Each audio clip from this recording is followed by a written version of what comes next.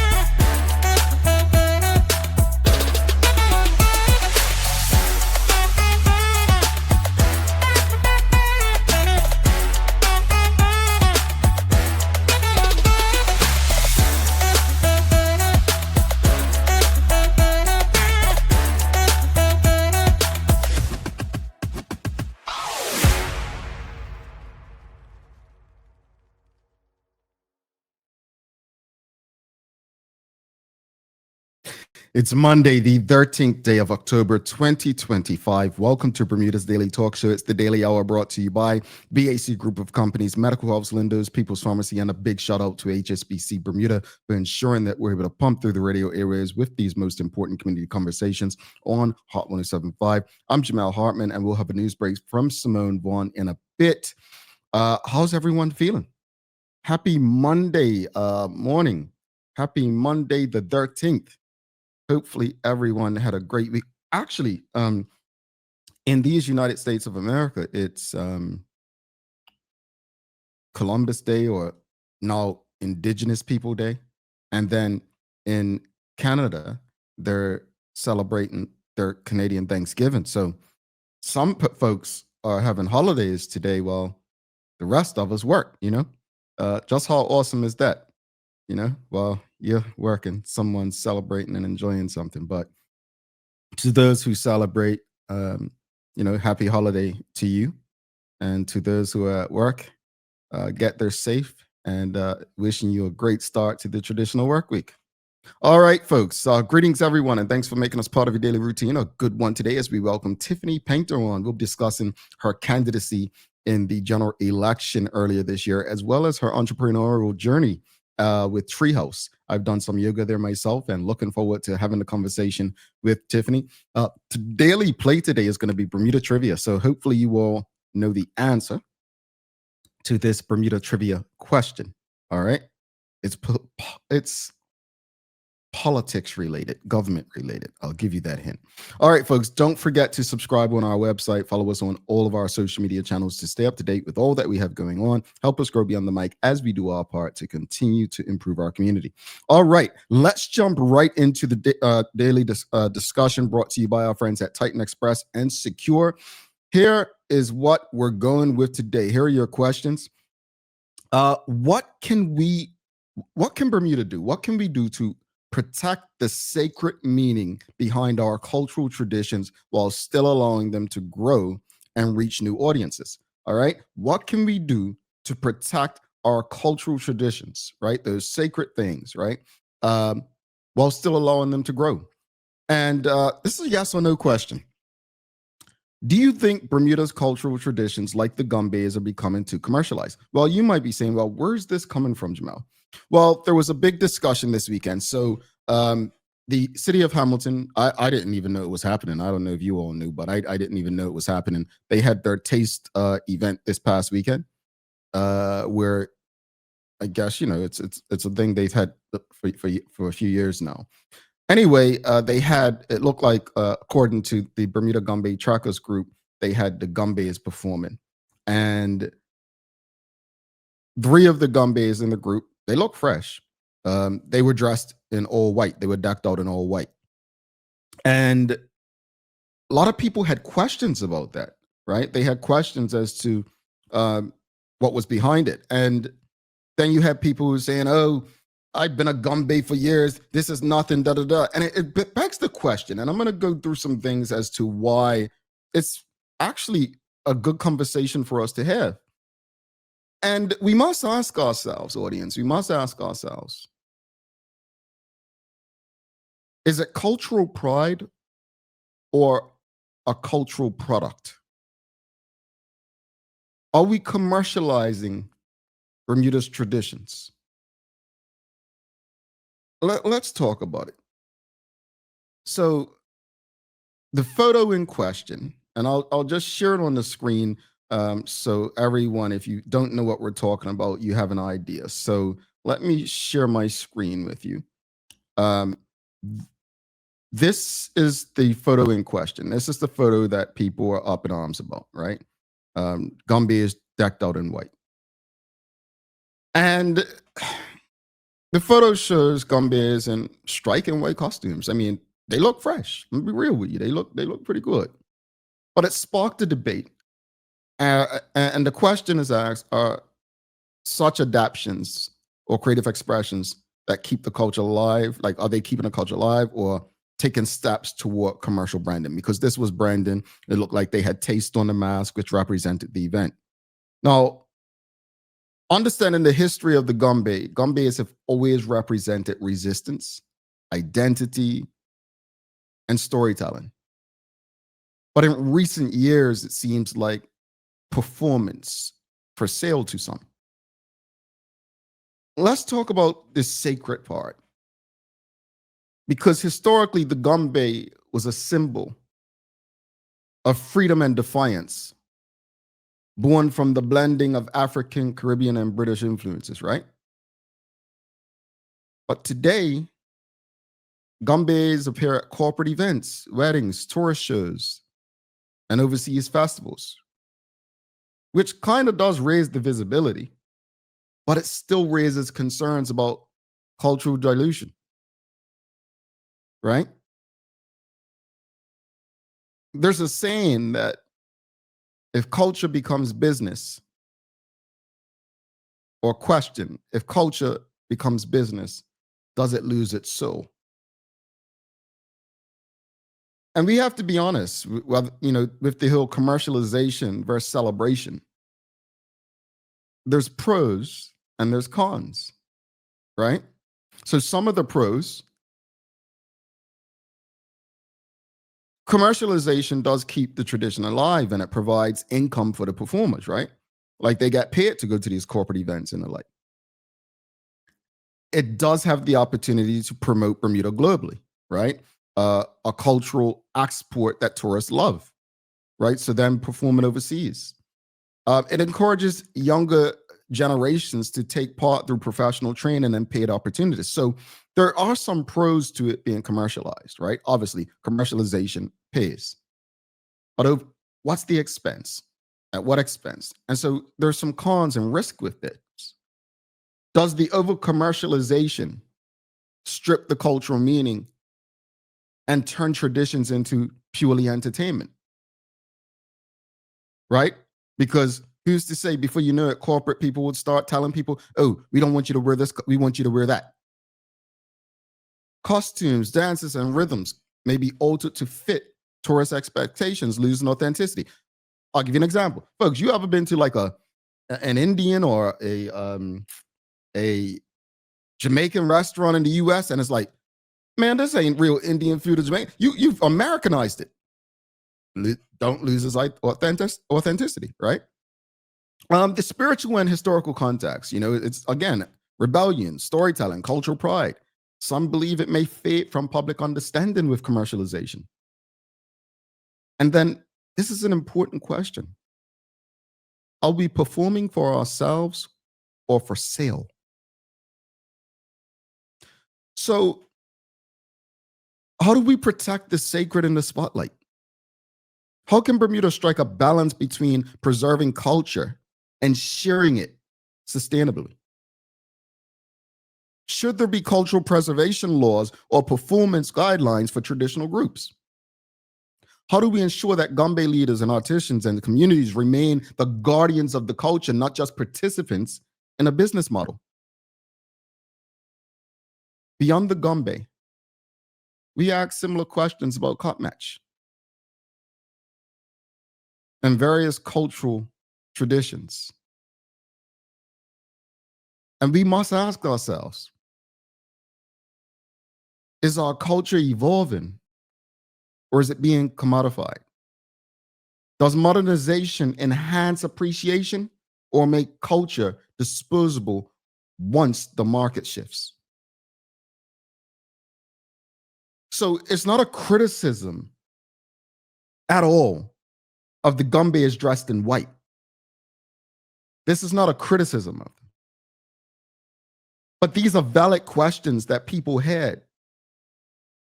And we must ask ourselves, what can we do to protect the sacred meaning behind our cultural traditions while still allowing them to grow and reach new audiences? And just a yes or no. Do you think Bermuda's cultural traditions, like the Gumbays, are becoming too commercialized? Yes or no? All right, audience. I'll go to the audience again. It's a daily discussion brought to you by Titan Express and Secure. We're talking about the Gumbays dressed in white. Kenton Trott says, "Good morning, TDH family. It was actually the idea of the Gumbay himself to wear all white. He wanted to showcase the Gumbays and do something different." Thank you for this, Kenton, because I know that H&H took some criticism when they came out in all black. Not a lot, but you saw pockets, right? And people criticizing. And I said, well, I actually appreciated what H&H done. I thought that it was a tribute. They had lost a tribute to those who they had lost. Most recently at the time was Mrs. Hendrickson. So I didn't have a problem with it. I understood and I appreciated why they felt it was necessary. I don't think there's necessarily a comparison with the white. Now, in saying that, I appreciate the Gumbays, choosing to wear white and doing something different. I get, if it's their choice and they choose to do it. But again, that still begs the question, though, how do we protect our cultural traditions, audience? People have been saying cop match, it's become too commercialized. You got all these sponsors and this and that. I mean, to be fair, for the kind of event most Bermudians want, and especially you want it streamed and so on, it's gonna cost money. So you're gonna need to get sponsors, right? But at the same time, how do you protect the cultural traditions, the sacredness of the holiday? How do you do that? I think the questions are valid. I think it's extremely valid. I think that people who have concerns about protecting our culture are on the right path. And I think those who take offense to them questioning the commercialization of our culture just need to take a deep breath and think about it. But what I'd be very careful and delicate in doing is criticizing people, because at the end of the day, you see how the economy is. And I'm not going to tell anyone who's trying to make an honest living, oh, you're ruining the culture. And that people need to pay bills. They need to eat. And if they have something that is sacred and cherished in our community that we don't want to become over commercialized, then it's up to the community to support it, right?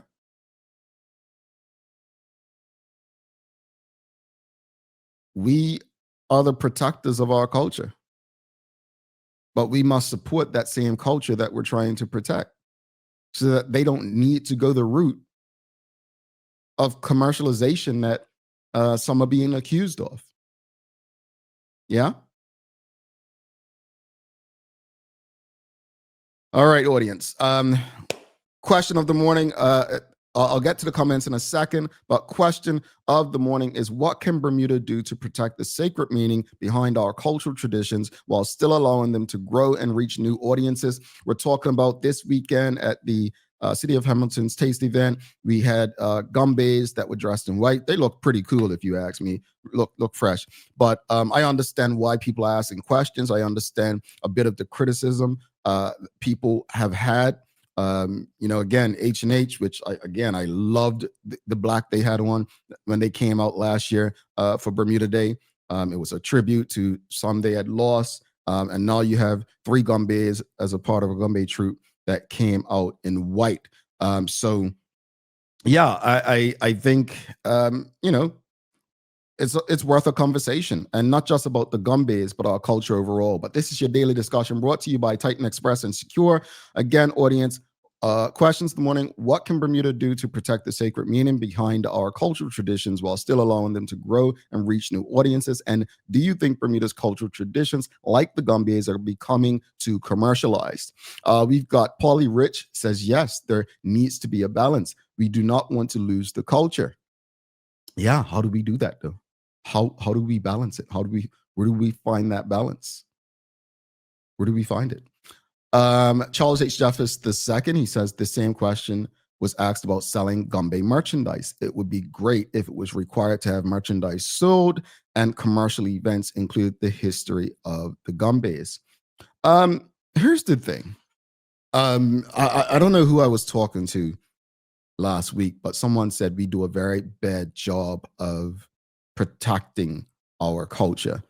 We've let people come and they don't love us, but they love what we have. And we've seen people come and, make money off of stuff. I think that comes down to us as a community not being as educated as to business. I was watching the interview Allen Iverson on the Breakfast Club recently. And as I was watching that, Allen Iverson, Charlemagne the God said to Allen Iverson, "Man, I know you wish you would have trademarked AI now, right? AI.com, whatever." And Allen Iverson's not the kind of guy who looks at, at least seems to look at things like, "Oh, I messed up," or whatnot. But he saw, Charlemagne mentioned as an opportunity with Bermuda. We should have long trademarked the Gumbe. We should have long trademarked anything that looks or has the feel of a Bermuda Gumbe on merchandise that's being sold. So I agree with you, Charles. I agree with you. I do have those same questions. At least I would love to see the Gumbe making money from whatever is being sold off of the culture. They probably do. I don't know.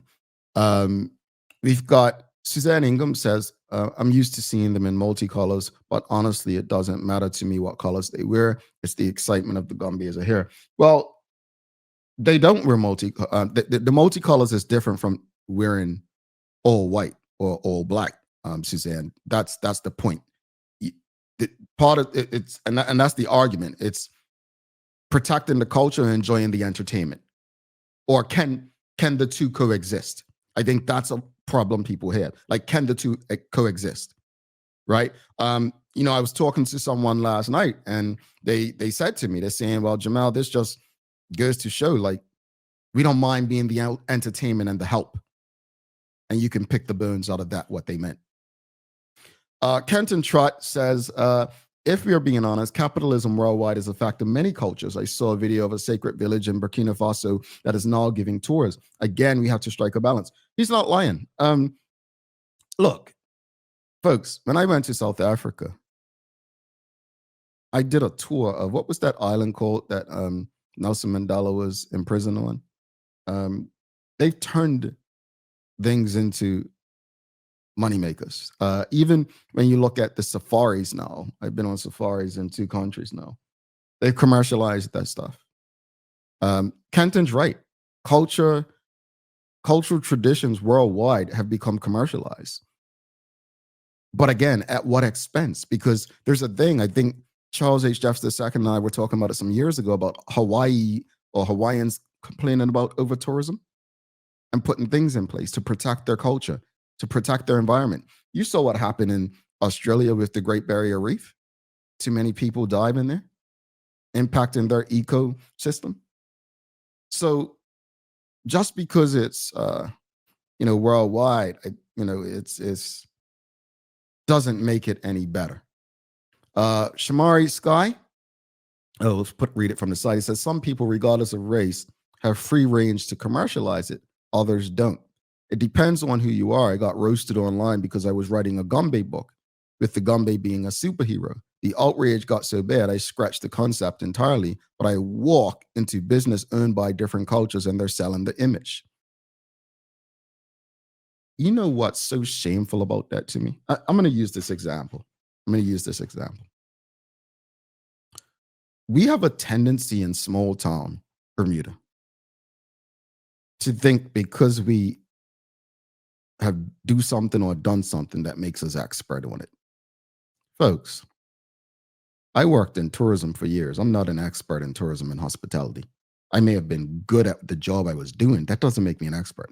We have people who play football for years for clubs or cricket organizations, and they don't know the history of the organization. You have people who join political parties and don't know the history of the political parties. You have people who are gumbays for all their lives and don't know the history and connection of the gumbe and the importance of protecting the gumbe. My point is, just because you've been in a space for a long time doesn't mean you understand its relevance, the history, the culture. Roy Keane upset some people, the former Manchester United captain, when they asked him something about Manchester. He says, I don't care about Manchester. I'm not from Manchester. I'm from Ireland. You know?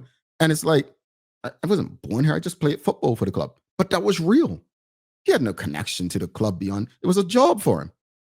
Right? How many of us go to work and really don't know the history? We don't know who the CEO before the current CEO was or the people on the board. Some of us don't even know who all the people on our board are. So I say that to say that, Shamari, I'm sorry you had to experience that. And I've experienced similar. Many Black people have experienced similar. And it says a lot about us as a community who we're willing to sell out to or allow to sell us. Polly Rich, I'll read it from the site. That's a big one. Polly Rich says there should be more history taught about origins of the gumbe, not only when first joining a group, but continuous reminding throughout participation. It really bothers me when I see a gumbe in uniform, but minus their headgear. If they truly understood, took to heart the meaning, they wouldn't do it. Understood. Rhonda Trott says balance. Okay, balance. Kathy Dowell Hayward Ming says no matter in what color the gumbe wears, it's the dance means. Sorry, no matter is what color the gumbes wear in it's the dance mean. I think what she's saying is no matter what they wear, it's the dance. But no, that's not true. Based on my teachings, it's not true. What they wear was a great part of the identity and culture and protection of the gumbe. So it does matter. And that's part of it. That's part of the concerns of people with the culture. That's part of it right there. Rosalind Famous says, keep writing your book, Shamari. I agree. Keep writing that book. Charles H. Duffs II says, we're very cavalier about protecting our culture. There are many making money off of things like gumbes and cop match, and the entities who make those things happen are struggling. That's not right. Yeah, I think that's part of it. And again, as stated earlier, as Rhonda Trott just said, it's balance. We have to strike that balance. We have to find that balance and strike it because, if we want to protect something, we have to support it. And some of us on our own are struggling to hang on to things that are our own, let alone protecting the culture of gumbes, right? Kathy Dow here at Ming says, we have become a community of complainers. Let's engage. Come on, Bermuda. I don't see it as complaining. I see both sides. I think it's valid. I think it's conversations. Look, I've shared this story before. Let me be very clear about this here. When I was working for Bermuda Tourism, I took great pride in who we were as a people and why I was doing it. I didn't like the industry. I didn't like tourism. I didn't like hospitality, but I loved Bermuda, right? And so I took the job very seriously as to who I was working on behalf of. Well, we used to have gumbes perform, and I didn't like it because for me, the gumbe experience was to bring the island together, bring people together as they took us from neighborhood to neighborhood. That's what I grew up understanding. And so having gumbes come and perform, I just didn't like it, especially when some of the people or most of the people there didn't appreciate the gumbes for what they were. To the point that one of the representatives of one of the hotels who was non-Bermudian from Texas. And he said to me, I've shared it on the show before. Oh, come on, let's wrap this bleep up. Like, enough of these gumbays. Like, they don't have an appreciation. They don't care for it, right? And so they're not taught the history and culture of Black Bermuda and its cultural traditions. I'm just going to say it, right? So I think it does come a time where you want to protect it from commercialization when the only thing that happens from that is the pay. However, that key thing I said earlier, if you listen to the conversation, I said, this is maybe part of us evolving as a culture, and things change. And part of sharing who we are is kind of commercialization. All right. Willis Jr. says, wearing white is not an issue because white represented an outer Gombe about to retire from dancing, but the way this was done was commercialized and not what wearing white actually represents. Thank you for that, Willis Jr. Okay. Rhonda Trott says, can't remember who said it, but they said a little knowledge is worse than no knowledge at all, meaning because you know a little, you're not an expert. Sometimes that is so true. Sometimes, most times, Rhonda, most times it is. It is. All right, folks, let's wrap it up. Audience, Rhonda Trott says, don't get mad when others are doing what we refuse to do or support. Indeed, indeed. All right, audience, thank you all for engaging. Again, I thought the Gombeers look fresh in their white, but I do understand those who have questions and concerns, and I do understand the protecting of our cultural traditions and our culture. We have to strike a balance. We have to strike a balance, but big up to all the Gombeers in Bermuda. Big up to everyone who takes our cultural traditions so seriously and values them enough to want to engage to protect what it is we're very proud of. Hopefully, it's all love and understanding after that conversation. Let's give some love to Titan Express and Secure for ensuring that we can have these kind of conversations with you on a daily basis. The Daily Discussion is brought to you by Titan Express and Secure. Visit TitanEXBDA.com, your leading tour and transport provider specializing in Black history tours throughout the island. And SecureBDA.com for all your property management, waste management, residential, and commercial trucking needs. Professional, punctual, and reliable service is our commitment to you. Alrighty, audience, if you've just tuned in, please give us a love, like, follow, share.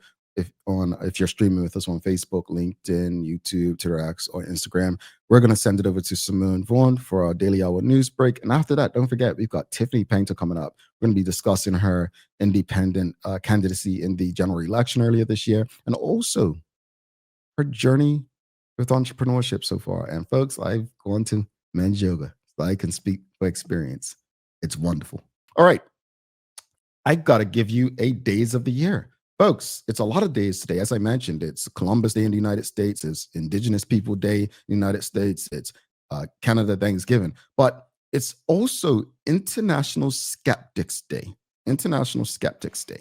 And I want to ask you all, what are you most skeptical about? Just a bit of history. So this special day doesn't have a fixed address on the calendar, actually. It actually pops up on October 13th, January 13th, or the first Friday, the 13th of the year. Interesting. So it's quite a few of these. But how that's weird. But it can be a mix of fun, curiosity, and learning. Certain things you can do. You can host a mystery movie marathon, debate night. You all love to debate on this show. Critical thinking games, play some of those, have a scavenger hunt, write a skeptical blog post. But what are you most skeptical about, audience? What's something you're skeptical about? I'm gonna go first. I am skeptical about companies who are always making public that they're giving to charity. Very skeptical. I'm skeptical of companies that push DEI. And then when I see what their board looks like, it ain't DEI.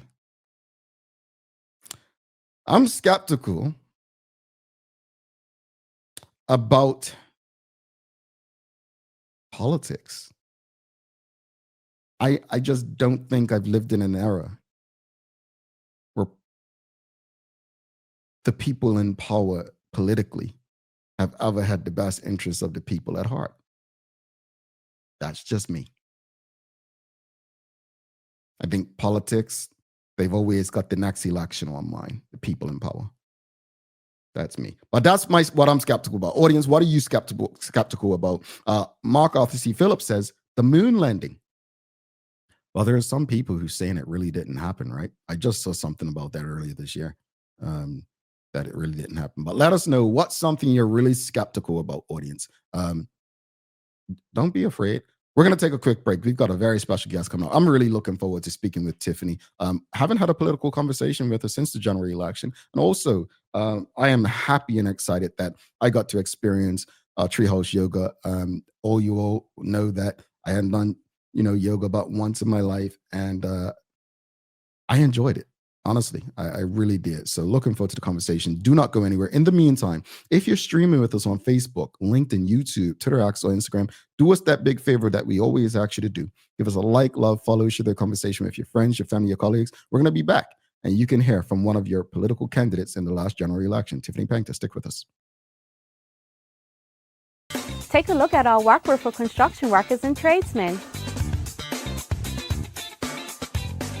Durable, stretchable in all the right places, and plenty of options for tools and accessories.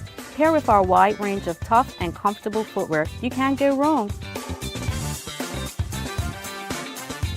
As you can see, Medical House really is a one-stop shop for everybody. We can't wait to see you. See it all at our new expanded location on Bakery Lane. Discover Drop It, your go-to grocery delivery. Browse and select from a wide range of groceries, from fresh produce to daily essentials. Our friendly drivers deliver fresh groceries to your door fast, saving you time and hassle. With Drop It, you get fresh groceries delivered fast so you can focus on what really matters. Drop It, freshness at your doorstep, delivered to your door with Lindo's. Why go anyplace else?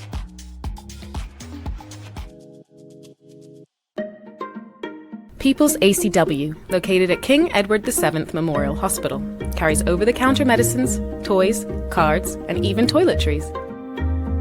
Our knowledgeable staff are there whether you're at emergency, visiting family, or a member of BHP staff, to show you our best even when you're feeling your worst. People's ACW, we're here for you.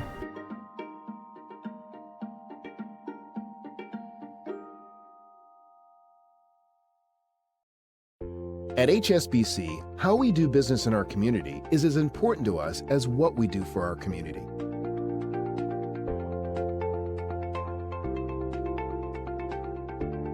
We are here at Hungry Bay with HSBC today. We're planted over 500 mangroves using 2 different methods. This work is very vital for our mangrove ecosystem, and it would not be possible without HSBC's generous support. I am super happy that we have a team here of colleagues helping us replant some of the mangroves. Mangroves are critical for preserving coastal nature, and with recent hurricanes they have been taken away by waves. By replanting them, we are really helping nature be at its best.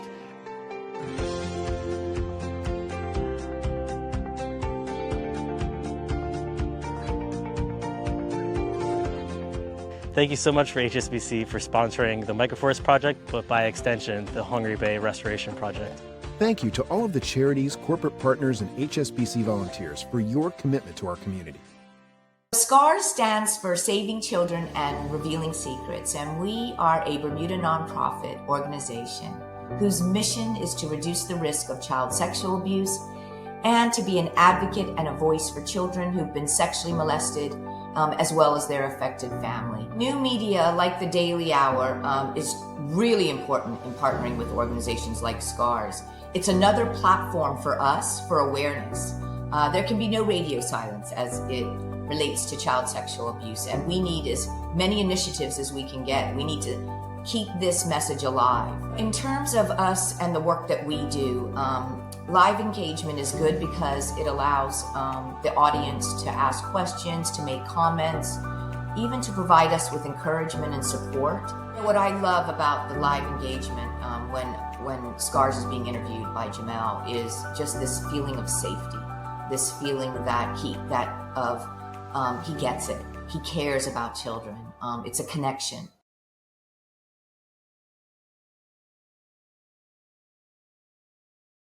Welcome back to the Big Show. Jamel Hartman here. It's the Daily Hour brought to you by the BAC Group of Companies, Medical House Lenders, People's Pharmacy, and a big shout out to HSBC Bermuda for ensuring that we can pump through the radio areas with these most important community conversations.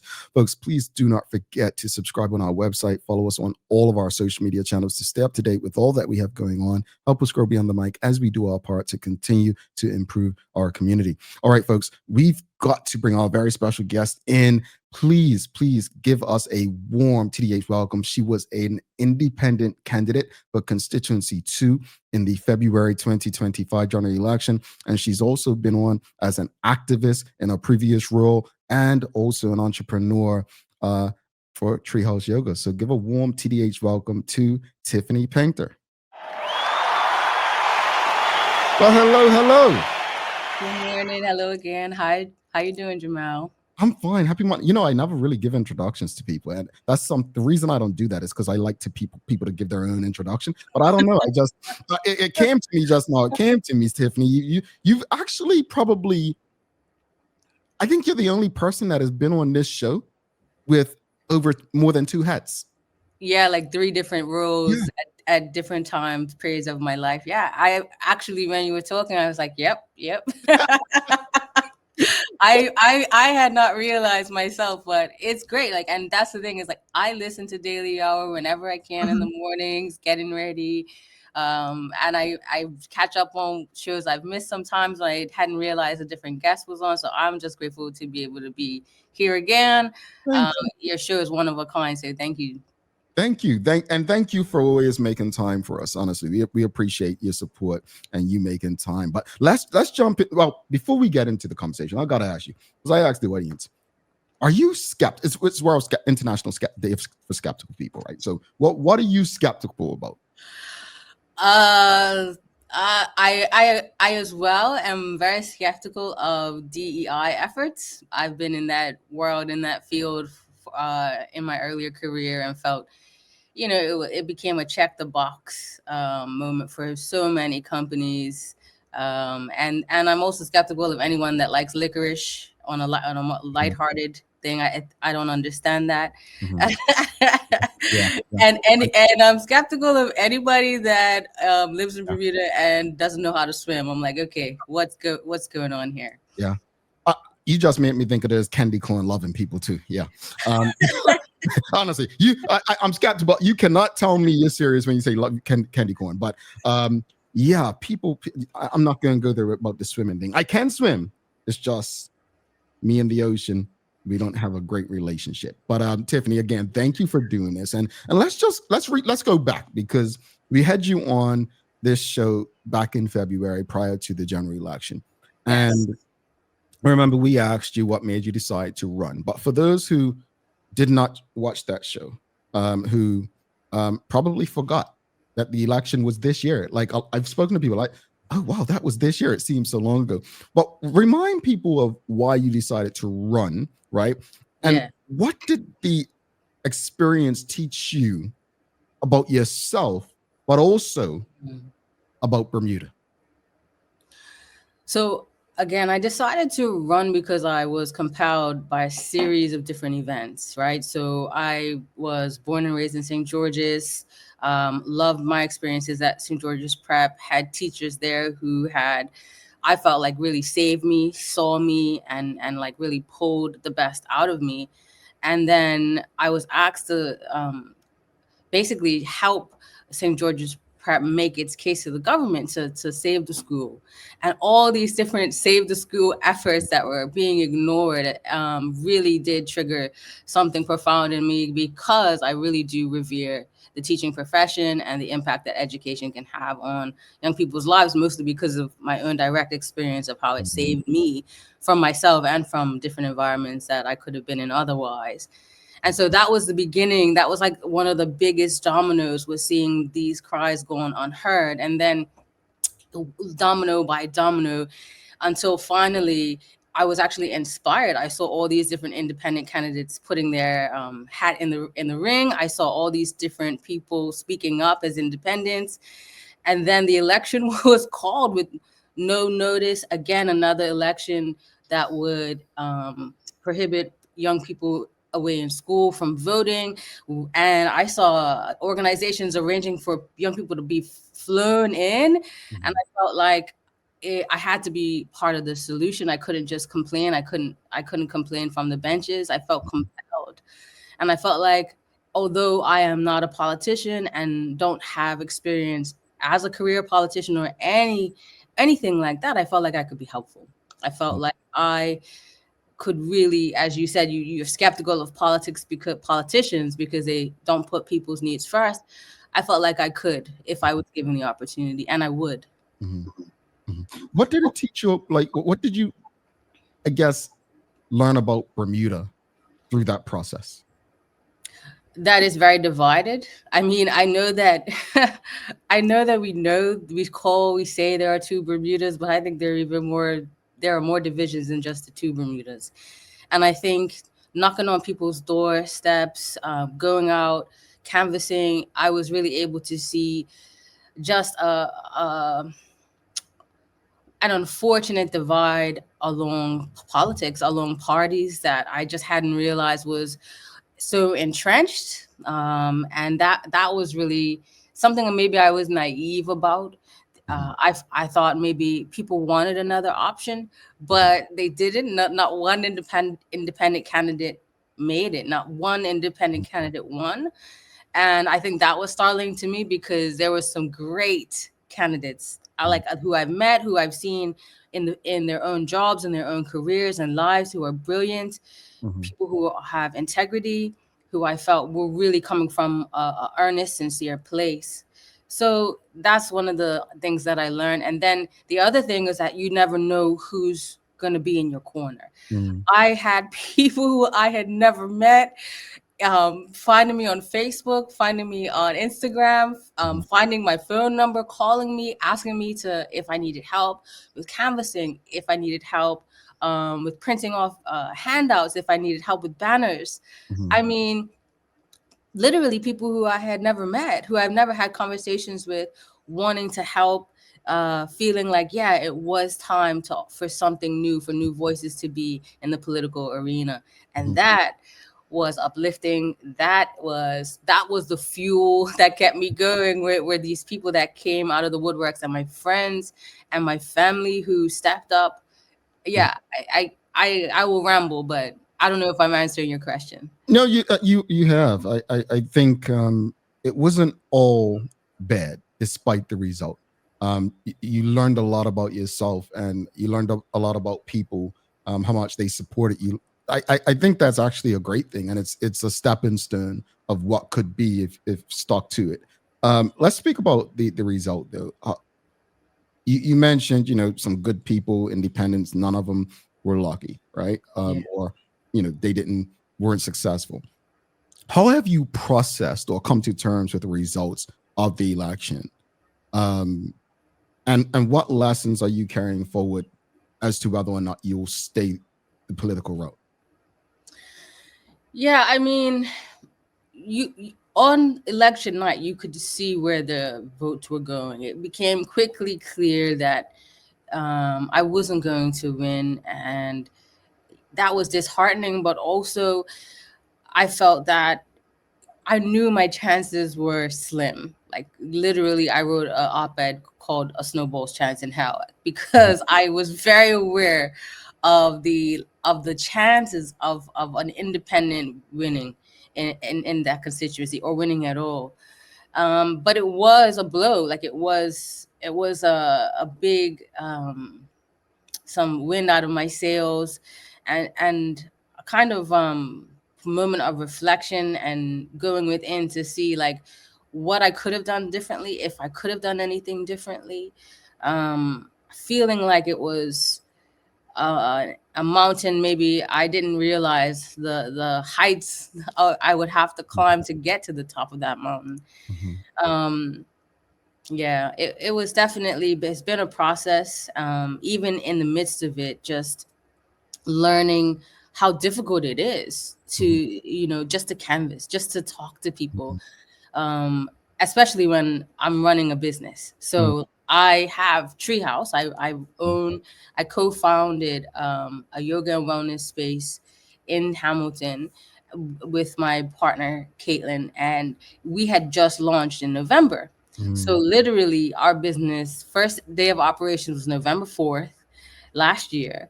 And then quickly after Christmas, I've talked to her and said to her, I think I'm going to run in the next election. And what do you think? And she said, go for it.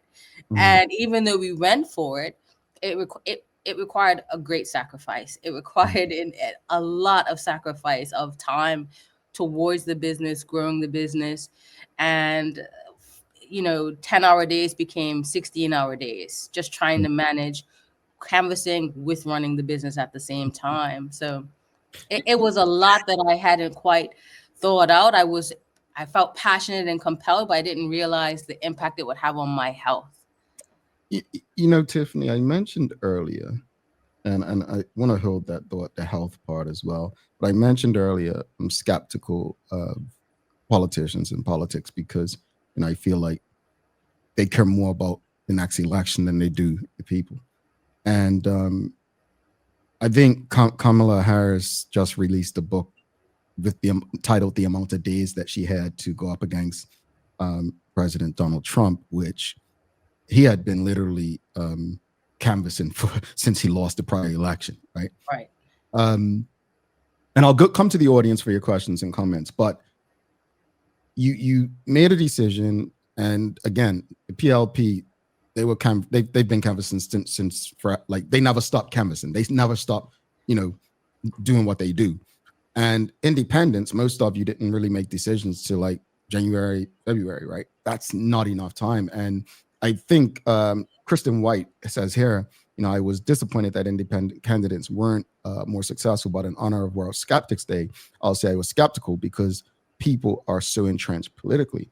But also, she says, and if independents had more time, she says, I do wonder what could be if the independents had not been in constituency with so many candidates, but also, and if they had more time. What's your response to what she's just shared? Yeah, that's the thing. I feel like with more time, people could have been more successful. I completely agree with her. I had to put aside my own skepticism and my own understanding of how entrenched we were to really go all in. You can't really go all in and have doubts and disbelief fueling you. You have to go all in. And I feel like more time would have helped the community, helped our message to get out, help more people to understand what exactly we were trying to offer the community, giving us more time to explain our views. Like in the span of all of this, like 3 weeks, which is basically all it was, to earn 147 votes in 3 weeks was, for me, it was meaningful, but it was hard. I had to create my own website. I was on Canva creating my own pamphlets and handouts. It wasn't a machine behind me. It was me on a guillotine and friends cutting out handouts. It was me creating my own website, me creating my banner and getting my friends to print it for me. Like it was it was more time. I feel like we could have galvanized more support. Indeed. Thank you for that. And just final question on the political side. You've spoken about redefining leadership. After being on the campaign trail, how has your idea of leadership and service to the community evolved? It hasn't changed at all. So I grew up being dragged to church every Sunday and Bible studies and the Kingdom Hall and all of that. So, but I wanted to be a preacher. I wanted to lead the congregation.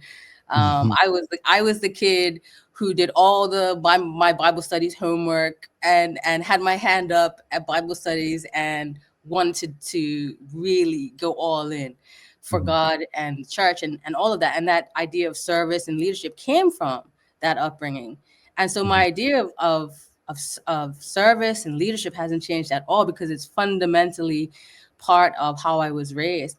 And the thing about it that really frustrates me being in Bermuda is that we have this idea of, so for instance, I've been talking to my friends about Joseph. Like I don't want to go on too much, but in the Bible, Joseph was a counsel of the Pharaoh, and Joseph would interpret the Pharaoh's dreams. And Joseph, one day, the Pharaoh came to him and asked him to interpret this dream of 7 fat cows and 7 skinny, starving cows, and what that meant, right? And so Joseph said to the Pharaoh, you're gonna have 7 years of abundance, 7 years of plenty, and you'll have 7 years of famine. And we need to plan and prepare for the 7 years of plenty 7 years of famine while we have the 7 years of abundance. And I feel like it's the role of the leader to do that, to both understand that after this 7 years of abundance, there will be 7 years of famine, and to prepare in the meantime. Right now, we have a situation where we have a lot of violence, talk about gang violence, talk about road deaths, fatalities, violence against women, etc. And a lot of people are saying, well, it's the role of the individuals. It's the parents. It's the individuals. It's not just the parents. It's not just the individuals. It's the role of the government to create a society in which people can thrive, right? And so everywhere we see, wherever there is poverty, there is violence. Bermuda ranks ranks high in all the wrong ways. We're highest in the wealth gap in the world. I think only Chile and Mexico outrank us. We're highest in the highest cost of living in the one of the highest costs in the world, and we act as if that these things don't create other impacts and effects. So the leaders are the ones who are supposed to listen to their counsel, like the Pharaoh, and prevent these things. And we've had people saying for years, like, we need to diversify our economy. We are going to be victims of the finance curse, and now here we are, where all of the things that are kind of symptoms of this finance curse, where we have housing crisis, crime increase, democracy eroding, wealth gaps, cost of living, all these things, and yet people have been saying it. This is what gets me. This is what got me compelled in the first place to run. For me, it just feels like, as a leader, you're meant to make the hard choices. You're meant to look ahead and try to ensure that future generations are set up for success. But Tiffany, see, I remember a couple weeks ago when I had shared something that I learned at the African American Museum in DC about the gangs and poverty and the like. And you literally have people in positions of influence, whether they're DJs in the community or whatnot, politicians, charity people, and it has nothing to do with race or poverty. And I'm just like, when you speak just now, you're speaking. I'm literally like LaToya Shelton here. I'm like, facts, but it's like, how is it that we can deny these facts? It's right in front of our face. We break it down. It's all there. I don't know. I mean, I give a lot of love and respect and honor to someone like you, because you just said decisions have to be made. The leaders have to make them. But the leaders will never make decisions that are probably in the best interest of the people if they don't believe it's going to be in the best interest of their career, whatever that looks like, right? But that, for me, that's where communication comes in. Like, you've got to communicate to people the value of this hard decision now, and take the time to approach people with a level of respect and regard for their intelligence, that they're going to be able to get it eventually, if it is a complex thing. With the analogy of the Pharaoh and Joseph, they decided to take 1/5 of all the grain and all the harvest of that year of famine, preparing for that, of the year of feast and abundance, preparing for the times of famine. And I feel like you have to explaining to people why we're doing this, explaining to people, hey, if we don't diversify our economy, we're going to be so reliant upon the finance sector that we will fail. Our society will crumble at some point. I mean, we have, like, our Josephs now are actuaries calculating the cost of global warming instead of creating better futures. Our Josephs are permanent secretaries telling the ministers what's coming down the line in 5 years time, because our permanent secretaries are PhD'd, educated, brilliant people who are actually looking ahead and saying, these are the hard decisions we need to make. The Pitts report, the Sage Commission, these things are all kind of trying to be our Josephs and say, look, this is coming down the line and we have to make hard decisions now. And so, yes, I understand people are focused on the next 4 years of their political career, but ultimately you've got to communicate that. And we've had brilliant leaders who've done amazing jobs of communicating why change is necessary. Nelson Mandela, for instance, like, just study him, study how he explained to the people of South Africa why we've got to come together. I mean, Tiffany, I get you. And I don't want to believe what you're saying is a pipe dream, but I don't, because people call me naive. I want to be like, yeah, this is what I'm talking about. And we don't just sit in comments or on this show and be like, yeah, Tiffany, great conversation. She was on point. But we actually hold people to account to make sure we're getting it. Let me be clear with this. Okay. During the pandemic, we got a press conference almost every day for months, right? And then we understood why. It was an election that was called during the pandemic. Right. We've had a couple mass shootings in Bermuda this year, based on the definition in the United States of mass shooting is. We've got a press release from the premier, for instance, not a press conference. Now, I'm not saying the premier doesn't care. I'm not saying that, he's washed his hands of it, because I actually do believe that as a Black man, it will take a lot for him not to care. However, I don't think his response has been what the country needs as far as leadership. And I think when you speak about what you're saying today, I'm like, okay, that's an actual example of, okay, you know what? This shouldn't be happening in the country. I'm leading politically. Let me get out. Let me talk to people. Let me reassure them. I'm not going to leave this to the minister. I'm not going to leave this to the police. At some point, I, as the premier, the elected leader of the governing party, I need to address the people. I think that's what I'm seeing as we're speaking about that. Yeah. I'm like, did you have a question for me? No, I was just saying that's what I'm when you speak about leaders, he's an example. That's what I see. Yeah. But again, it's not just the leadership of the premier, right? Yes, the premier has a role to play in coming and speaking on our behalf. But what I find, and this is where I feel like maybe my weakness in the political realm is I'm not a, I don't have a poker face. My brother and my family knows I have a putty face. My eyebrows say WTF when I'm thinking WTF. And so yeah, there's part of leadership or political leadership that seems to be the surface level. But there's leadership behind the scenes. Correct. The Pharaoh has to actually listen to the counsel of Joseph. He has to actually trust the wisdom in these interpretations, and then go on with that. And I feel like the leadership behind the scenes, it takes courage, it takes bravery. Sometimes it's risking your job, risking your position. And I feel like that's what's missing, the missing piece behind the scenes. But we have so many brilliant people. As many brilliant people we have in government, we do have people who are just holding positions at this point. Oh yes, those will always exist.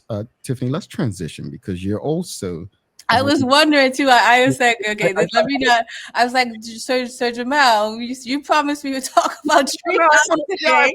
We got to, but what it is, Tiffany, is once you got on the pulpit, I was just like, okay, let her rock, let her roll, let her go. No, but this is why she's been on with so many hats, because we can take it so many places. But I want to transition to entrepreneurship.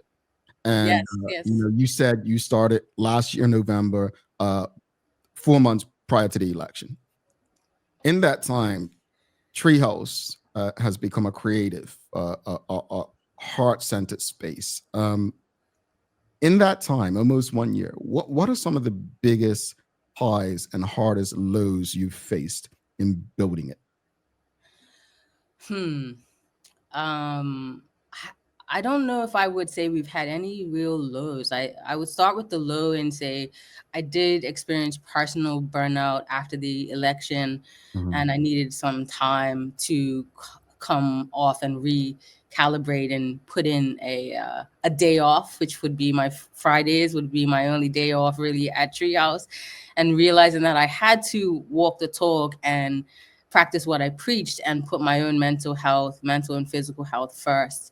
Because it was before then, it was just every day, sometimes 12-hour, 14-hour days. And I think that was the low was actually just a learning for me to be like, okay, like in order to hold space, you really do have to walk the talk and practice what you preach. But the highs are every week. The highs are every day. We've been able to partner with the teacher at Barclay to host a co-curricular program for Barclay students. And half of this class is young men who come in with all types of preconceived notions about what yoga would mean for them. And then they leave with completely transformed ideas of what yoga is and what it means for them. To be able to host a Happy Buddhist class every Sunday for bigger bodied women who have a little more fluff and love on their bones than others, and for them to come after class and send me messages of gratitude to have created a safe space. We have husband and wives who are coming, friends who are supporting their family, their best friends through grief. It's not just sometimes the tears on the mat, but the laughter and the joy afterwards. And also just the teachers themselves. So I get to hang around amazing people like Mike, Latoya, Caitlin, my business partner, Chanel. I mean, these are amazing people all together. And then the ecosystem here, we have all these businesses here.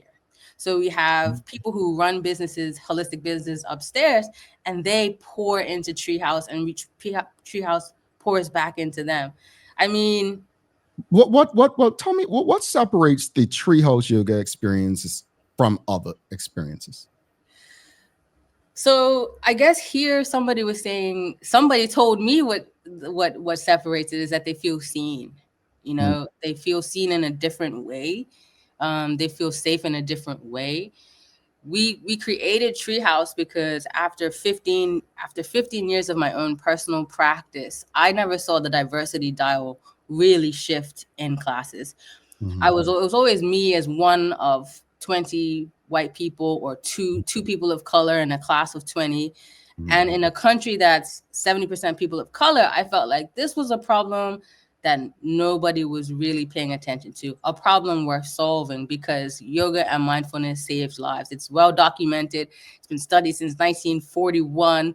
The list of benefits is as long as my arm, and yet our community still thinks it's for white people, or it's for skinny people, or you have to be flexible in order to come to a class. So at Treehouse, we're really trying to make sure that we're breaking down those mental barriers that people have to yoga, those beliefs that they've come in with. We're trying to make the effort to dismantle those beliefs and create diverse classes, which I feel like we are. This is a place of diversity. And other yoga studios have their strengths. The Yoga Center, which my friend Francis runs, they are brilliant at workshops, particularly anybody with back issues. Shamana Circle is good with training exercises, like training teachers. They have a lot of teacher trainings. Salt Yoga prides itself on being outdoors and having this beautiful natural elements to their classes. But at Treehouse, we're really focused on the mental aspect of yoga as opposed to it being a physical exercise. I loved it. Honestly, I experienced it twice when I was in Bermuda for an extended period, April into May. And I really did appreciate it. I had only done yoga once before, and I was at a conference in Vegas, and I said, well, let me try it. And obviously I was the only guy in there. So I was just like, okay, maybe it's not for me. And Tiffany having the all men's class, I was there. I enjoyed it. And that's it. That's it. Exactly. It's like, okay, so let's have a men's class early so that all the men can kind of groan and be shaking in each other's company and laughing at each other, as opposed to feeling self-conscious with women beside them as they're like they're really being challenged. And so I think even creating that safe space for men is important, and that's what we're doing here. So we have classes specifically for men, we have classes specifically for bigger women. We had prenatal classes we were offering through the Department of Health. So we're really trying to capture people's attention by offering classes that kind of really help them to understand that this is a safe space to explore yoga in. Yeah. And I want to go back because you I think you said a couple of times it's not just about the physical health, right? Let's speak about balancing business, purpose, and personal resilience. It's not easy. And you mentioned earlier how after the election, you experienced burnout. How have you been able to keep your passion alive when you felt that way? And just bounce back? Like, how was it because of the yoga or what you were doing or how you were helping people? Like, how were you able to just say, you know what, okay, burned out, now let me get back to it? How have you been able to regain that focus? I would say, and this is one of the things I explained to my business partner, Kate, is you've got to be here really to understand like the magic that happens here. Like as a yoga teacher, every yoga teacher has their favorite moment in class, right? And for me, my favorite moments used to be when somebody would break down and cry in a class because they've had such an emotional release. But recently it shifted for me in this last year to my favorite moments being that moment at the end of class where everyone rises up and they take their seat and there's this moment of stillness and everyone's eyes come forward to the front of the class, and I can see in everyone this huge shift, a shift in their mental space, a shift in their emotional body. And there's this stillness and this peace you see in everyone, and nobody wants to leave. There's this moment where, okay, class is done and no one moves and no one is talking. And there's like no sense of urgency. And that is special.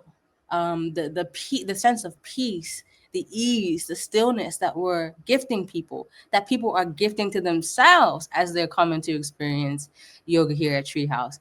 This is, for me, what keeps me going. And I teach almost every day. So every day I'm having this moment. And then people after class sending emails to say what it meant to them, specifically around grief or loss, or what it meant to them specifically around bad experiences that they've had of yoga in the past, and how we were helping to shift them, overcoming injury, recovery. Every day my tank gets refilled by this experience. And so, I don't get tired of feeling better. I don't get tired of breathing better. And the community is so beautiful and gracious and grateful here. It's an uplifting experience. Our motto here is lift as you rise. I love it. And that's what we're trying to do, is people that are coming in that they need a little upliftment, people who are coming in who maybe at their lowest or just trying to do something new, try something new. We want them to have a positive experience here. Audience, if you have any questions or comments, I'll get through as many as possible real quickly. Kieran ABDA is asking, is Treehouse open to overseas program collaborations? We haven't had any offers yet, but if there's alignment, then definitely. We had Lissa Monet, DJ Lissa Monet from Toronto, reach out, and she wanted to come on board to our R&B yoga session and DJ for that, and creating a whole experience as part of the what was her parties called, the slow jam parties. So we collaborated with her, and she was humble, beautiful. There was so much alignment there, so warm, and it just worked so well. And we're going to partner with her again in May. So definitely. Love it. Love it. We've got Michael Daniels says, Tiffany, do you agree that the number one objective of a leader is to bring out the leader within each of us? Yeah, I absolutely. I think we all have an innate wisdom within us, and that a leader is not necessarily pointing where to go or what to do. It's a leader helps you to point and look and reflect within, which is what yoga is about. Not just in political leadership, but the idea of self-reflection, the time for self-reflection. And so, yes, I believe as leaders, even if you're not in politics, even if you're just leading your family or leading your friends, it's to point to the good in your friends and to see the good in them, the best in them, and help them see their own light and help them expand that light and remember themselves, remember the light within them, and help that shine. Charles H. Jeffs II says, with the C2 incumbent winning with less than 45% of the vote, would you have liked to have seen a more strategic approach to the election island-wide? Do you think we will ever get there? Yeah. So no yoga for you, Charles, yet? So yes, of course. I think with more time, it could have been more strategic. We could have made it so if for instance the OBA or the FDM and the independents would have talked more, collaborated more, and decided, okay, we're going to run one person against the PLP as the dominant political party. I think things may have shifted, but again, we are very entrenched here in our beliefs. We're kind of stuck in ways of doing things that feel safe, which is just human. We have inbuilt adverse reactions to change. So yeah. All right, we've got Rhonda Trott says, how independent is independent politically? And obviously there were people saying prior and still today that the independents are working together, it's a party and the like. Are you part of the new coalition as well? So I was invited to be part of the new coalition, but I'm not a part of the new coalition. I've had meetings with them. I know different people within it, different independent people within the party. But in terms of how independent are we politically, is she suggesting that the independents are actually a party? Is that what you're saying, Jamal? I don't want to assume, but that's what I kind of took from it. Like, I think that's been along the lines of some critics who have said, oh, are they really independent? They question whether or not the independent candidates are truly independent if they're working with other independent candidates. Right. And I think that's the thing. For me, for speaking for myself, I truly see the value of independent candidates winning independently. Again and again, I said, if the best and the brightest are given the opportunity to lead, then we could see some real shifts. And this is the thing that I feel like nobody's really paying attention to within the political realm. Like, the best and the brightest can't afford to go to run in politics. Like, in order for me to do this, I had to sacrifice financially. I had to sacrifice my business for months.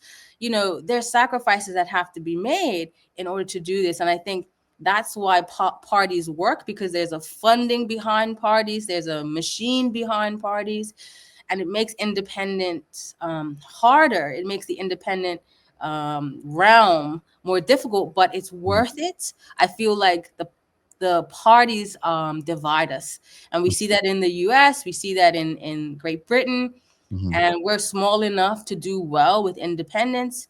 But again, that has to be something that the Bermudian population, the voting population, believe. But with with less than half of the people voting, it's hard to see how we will change that or shift that in the next 4 years.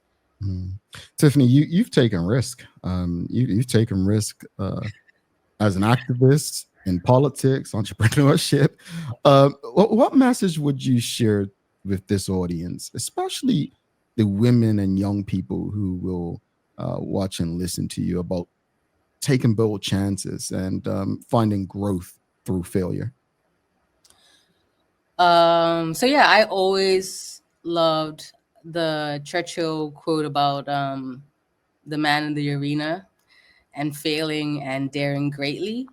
I think for me, you were saying I've taken risks. The main thing I want to do is I want to live a life that is not controlled by fear. I don't want to live a life that is fear-based. I don't want to have all my decisions be made in fear, the fear of paying the rent, the fear of Belco, the fear of homelessness, the fear of death. I want to live a life that is more hopeful than fearful. And so I have to make sacrifices that reflect that. And it's not necessarily even choosing to make those decisions. It's just actually has become part of who I am. And every now and then when I feel that fear rise up in me, and this is what I would say to anyone who maybe is thinking of dreaming, thinking of going all in on their dreams, because that's what Treehouse meant for me. It meant actually putting myself in a position financially that I had worked all my life not to be in. I remember saying to Laura at Ignite, I did not work this hard to struggle again. I did not work this hard for my bank balance to go to zero again. And ultimately, as I said those words, I heard someone else speaking. I heard someone who was afraid, someone who did not believe in themselves, someone who wasn't willing to dream. And I think that is, for me, the saddest part about where we are in Bermuda right now, is that the cost of living is so high that we can't afford to dream. At least that's how people feel. But I feel like at this point in time, we really can't afford not to. Yeah, indeed. I just want to go through one more comment. We've got Mark Arthur C. Phillips. He says, "Thank you, Madam Tiffany. I sometimes wonder if the government has a national plan in order to ensure that our future is bright." Tiffany, how can people get in touch with you if they want to reach out, either to support you in your activism or maybe attend yoga, Charles? We told him about the yoga. I've invited him. But how can people get in touch? Let them know what's the best way to reach you. So first of all, I do not consider myself an activist, although you have put this up here. I am literally just a yogi, a fluffy yoga instructor who's trying to create a yoga and wellness movement in Bermuda, getting more Black and brown people on yoga mats. That's it. And in terms of getting hold of me, Treehouse is here in town at 12 Trot Road. We're literally across the street from Parlerville parking lot. You can email me at tiffanyp@treehousebda.com. Our phone number here is 533-4263. I would love to see more people coming through. And I forgot, see, this is like how we go on these tangents. We're having our first birthday. We're celebrating Treehouse's first birthday party. We go 1 year, and we're celebrating on November 9th. So keep an eye out for that and come through. Sign up for something on that day. We're going to have African drumming workshop. We're going to have sound baths, yoga, delicious food, book launches. It's going to be a beautiful day, and we're going to have an uplift award ceremony. So that ceremony will include us awarding and shining a light on the people who we feel have been truly uplifting over this last year. Thank you for what you do, Tiffany. Thank you. That sounds wonderful. And congratulations on 1 year. I'm glad that I was able to experience it so far. And I'm coming back. Let me make sure my language is right. I've been able to experience it thus far, and Twice, yes. I will be back. So I just want to say, some people, haven't experienced Charles, and so I would love to inspire those who haven't tried it. It's an awesome experience. It really is. It really is. I am here for Charles and any other guy. Mike teaches 8:30 every Saturday. I teach men's every Wednesday at 1. We're ready for you. We're here for you. And I promise you, as Jamal said, it will be better than what you think it will be, because the ideas we have in yoga are not necessarily from direct experiences. It's just from what we see, and what we see is not real. Yeah, no, seriously, it's an awesome experience. And like she said, emphasize, it's beyond just the physical. It's like you feel relaxed here. Like it's a good vibe. So thank you, Tiffany. Honestly, I'll be back. And audience, I might have to bring Kent and Trot and Charles and Michael Daniels and Shamari Cole and bring them all. All the fellas are coming with me. We're gonna have a day. That would make my year. And a year from now, I will be saying that was the highlight of my year. Thank you for having me, Jamal. I really appreciate the audience and really appreciate this time to promote Treehouse. Come out on November 9th to our birthday. Help us celebrate and help us celebrate our community. And I see you soon, Mel. All right. See you soon. Have a great one, Tiffany. All right, Tiffany Paynter, folks. Charles said, "Can we have a TDH men have a men of TDH class?" All right. Hey, look, we might have to arrange something if that means that the fellas are going to get out. But folks, we're going to take a final break. Thank you so much again. If you appreciated that conversation, it's always an awesome conversation with Tiffany. Whether you're streaming on Facebook, LinkedIn, YouTube, Twitter, X, or Instagram, just give us a like, love, follow, share the link with your friends, your family, your colleagues. Help us beat the algorithm so that as many people as you know have access to this important community conversation. We're going to take our final break. We'll be back after this, and we will have a daily play. It's Bermuda trivia today. I want to see how much you really know about Bermuda. Stick with us. Considering the increasing challenges faced by financial institutions, the need for insurance protection is a critical component of the risk management framework. At Friesenbrook, our priority is to safeguard your assets with the most optimal, cost-effective risk management cover to help protect your business, whether it be cyber, directors and officer liability, professional indemnity, or property insurance. Call us on 296-3600 to learn more about our full suite of competitive corporate insurance products. At Friesenbrook, we provide insurance you can count on. Dreaming of expanding your business? With BDC's Loan Guarantee Program, we support your ambitions. Get up to 75% guarantee on bank or credit union loans up to $300,000. Just your vision and our support. Apply today and unlock new business opportunities. BDC, Bermuda business starts here.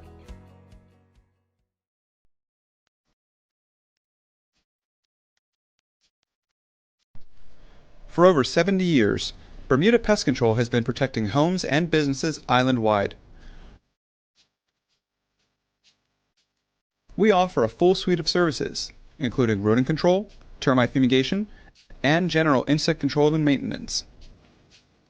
Our team of experts will quickly and efficiently eliminate any pest problem you may have. With Bermuda Pest Control, you can enjoy a pest-free home in no time. We're committed to providing fast, reliable, and solution-driven services for our customers. It's what we've been doing since 1952. Call Bermuda Pest Control today and say goodbye to pests for good.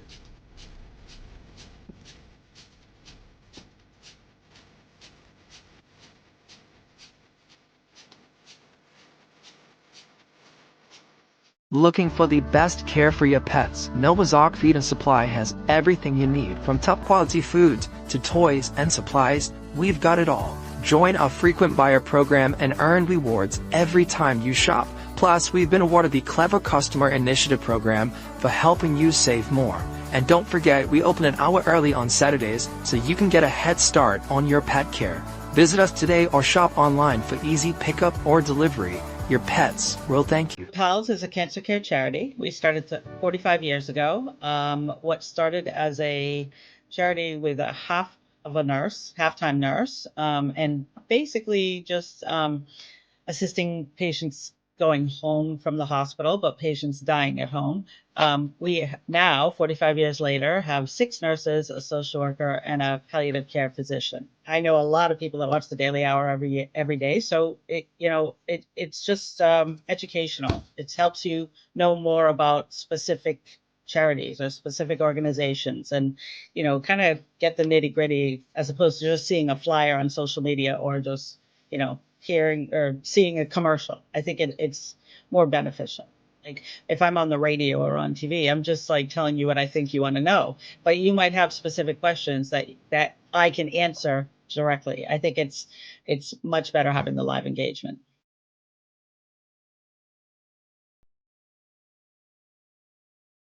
Alrighty, welcome back. Thanks again to Tiffany Paynter for stopping by. Treehouse Yoga. Really appreciate it. Again, folks, if you're streaming with us on Facebook, YouTube, Instagram, Twitter X, whatever you might be streaming with us on, just make sure you give us a like, love, follow, share the link with your friends, your family, your colleagues. Thanks again to the BAC group of companies, Medical House Lenders, People's Pharmacy, and a big shout out to HSBC Bermuda for ensuring that we can pump through the radio airwaves with these most important community conversations on Hot 107.5. Folks, it's time for the Daily Play brought to you by Bermuda Trivia, now available at stores throughout Bermuda. Follow Bermuda Trivia on Facebook, Instagram, Twitter X, and TikTok to find out why it's Bermuda's favorite trivia game. All right, it's Bermuda Trivia today, and here is the question. The Senate is made up of how many members?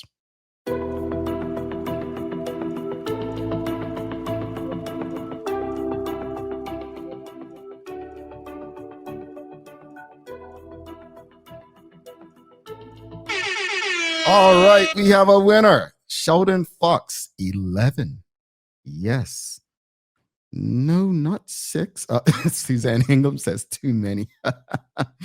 11 says Charles. 11 says Polly Ridge. Yes, it's 11. There are 5 members of the government, the majority government. There are 3 from the opposition party, and there are 3 independent senators. And yes, all unelected, as Charles H. Jeffers II said. All right, folks. Well, final thoughts on this morning's discussion regarding the Gumbays and just our cultural traditions and protecting them. I'll just say this much, man. We often have conversations about what protecting our culture and traditions looks like. Like what does protecting our culture and traditions look like? But also, how do we modernize and enhance or make our culture sacred, keep it sacred while trying to educate people and celebrate it? I think there's a balance. We have to find that balance. We have to find that balance, as someone said earlier. But I appreciate and I love our culture, and we have to find a balance. But what we don't want to do is just be seen as the entertainment and the help. As far as the conversation with Tiffany, always appreciate. I've got a lot of time for Tiffany. Always seems very genuine, and I love what she's doing. I just don't see how she comes across as a person who's doing this for self. And so I appreciate the work that she has done in the community, taking the risk politically, but also finding a way to give back to us as it relates to our health, both physically and mentally. So if you can get out and celebrate with Treehouse, get out there and celebrate. And fellas, Go check out Men's Yoga. It's Wednesdays. Go check them out. Reach out to them and experience it. Trust me, it's a good thing. You'll feel better afterwards. I promise you. If you don't, that's on you. That's on you. All right, got to give you a daily inspiration and send you on your way. Quote, I learned that courage was not the absence of fear, but the triumph over it, end quote. And that is Nelson Mandela. And I just want to send some gratitude to Tiffany for being a leading light of someone who has had the courage to face certain things in public that many others, I mean, I'm not putting myself forward for politics, folks. I don't have the mentality. So I appreciate so many people like that, but also through entrepreneurship. A person who has the courage to do that is a perfect person that we could trust in a leadership position. So, folks, don't forget to subscribe on our website. Follow us on all of our social media channels to stay up to date with all that we have going on. Help us grow beyond the mic as we do our part to continue to improve our community.